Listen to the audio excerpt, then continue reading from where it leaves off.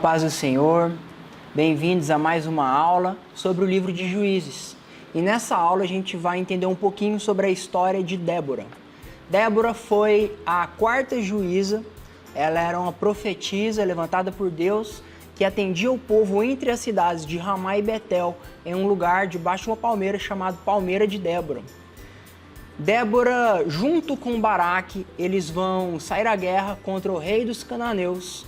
E esse é um relato marcado por uma omissão masculina muito grande.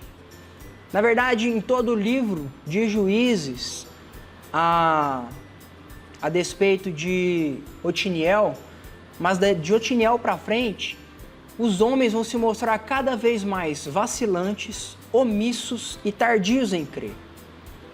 Débora, ela foi profetisa e juíza. O ofício da profecia não necessariamente decorre de uma omissão masculina, porque o profeta é aquele que Deus levanta aonde Ele quer, da forma que Ele quer, para entregar ao povo seus oráculos, para entregar ao povo as palavras de Deus. Mas o ofício de juíza não deveria caber a Débora. Não deveria, porque mulheres em Israel não deveriam sair à guerra. Não era a vontade de Deus que mulheres fossem expostas ao perigo da guerra em Israel. Tanto que nunca, em lugar nenhum na Bíblia, antes ou depois, mulheres voltarão a sair à guerra. Isso é resultado de homens omissos, homens tardios em crer e homens vacilantes, como nós vamos ver no relato de Débora, onde duas mulheres têm proeminência nesse relato. Seguindo aquela estrutura cíclica que nós já falamos que vai se repetir em todo o livro de Juízes, depois da morte do juiz Eude, o povo volta a fazer o que é mal diante dos olhos de Deus. E Deus, como uma consequência clara da quebra do pacto, os entrega ao rei dos cananeus, que tinha um general chamado Cícera, e debaixo da autoridade de Cícera haviam 900 carros de ferro. 900 carros de ferro, para aquela época, era um senhor exército, era um senhor poder militar, do qual a nação de Israel não possuía. A nação de Israel nunca foi uma nação de guerreiros. A nação de Israel nunca foi uma nação de soldados. Era uma nação agropastoril. Sim, eles saíam à guerra, mas eles não eram guerreiros por natureza. Então, durante 20 anos, o rei dos cananeus e Cícera, com seus carros de ferro, vai oprimir o povo de Israel, os quais o próprio Deus havia os entregado em consequência da sua quebra do pacto. Mas então o povo se lembra que havia um Deus em Israel.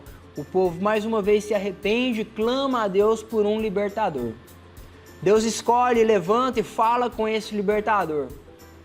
Baraque, homem escolhido por Deus. O problema é que, ao contrário do que Otiniel fez, Otiniel recebeu a palavra de Deus e respondeu com obediência tudo aquilo que o Senhor havia mandado. Baraque, ele vai se omitir por conta do medo. De forma que é necessário que Débora, a profetisa, chame Baraque à sua presença, e quando Baraque chega à presença de Débora, ela o confronta e repete as palavras de Deus e diz: eu não te chamei para ser libertador em Israel. Mas Baraque, omisso, temeroso, tardio em crer, com uma fé vacilante, diz para Débora: eu só sairei à guerra se você for comigo. Débora aceita, mesmo entendendo que não era o plano inicial de Deus. O plano inicial de Deus é que ele fale e o povo responda com obediência. Mas não é isso que acontece aqui. Então Débora, em uma clara consequência da omissão masculina, é obrigada a sair à guerra, a ser exposta ao perigo da guerra por conta da omissão de Baraque. Mas ela diz que por conta dessa omissão, a honra e as glórias daquela conquista não seriam dadas a Baraque, mas sim a uma mulher. Débora então sai à guerra com Baraque e juntos eles levam 10.000 homens das tribos de Naftali e Zebulon. O Senhor foi com eles, de forma que os 900 carros de Cícera, do rei de Canaã, não puderam contra o exército dos 10.000 homens de Israel, de forma que apenas Cícera conseguiu fugir daquela batalha sangrenta. E Cícera foge e ele se esconde na tenda de uma mulher chamada Jael. O relato bíblico vai dizer que Cícera, cansado, que Cícera, exaurido da batalha e da sua fuga, ele se deita ali para descansar e Jael o acolhe e o esconde ali.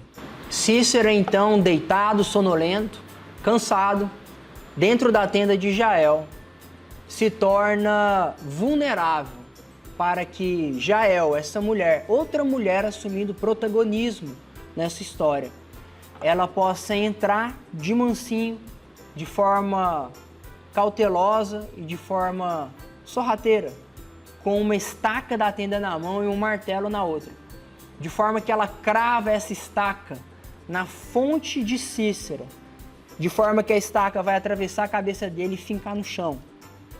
Então, mais uma vez, mulheres assumindo protagonismo na guerra contra a revelia de homens que se omitem. Algo que é importante de ser dito é que, em nada, as mulheres são menosprezadas por conta dessa diferença de funções. A responsabilidade masculina, o chamado masculino, era que os homens fossem provedores e protetores. As mulheres, quando se expõem à guerra dessa forma e assumem esse protagonismo, elas os assumem porque os homens foram omissos nas suas responsabilidades, porque eles não creram no poder de Deus. Antes, olharam para as circunstâncias e temeram diante das circunstâncias, quando eles deveriam confiar em um Deus que é poderoso. Dessa forma, Cícera foi entregue nas mãos de uma mulher, e as mulheres receberam os créditos dessa vitória. A palavra de Deus vai dizer que os israelitas, eles resistiram aos cananeus até que foram completamente derrotados. Dessa forma, Débora julgou a terra por 40 anos e durante esses 40 anos, Israel experimentou da paz e das bênçãos de Deus.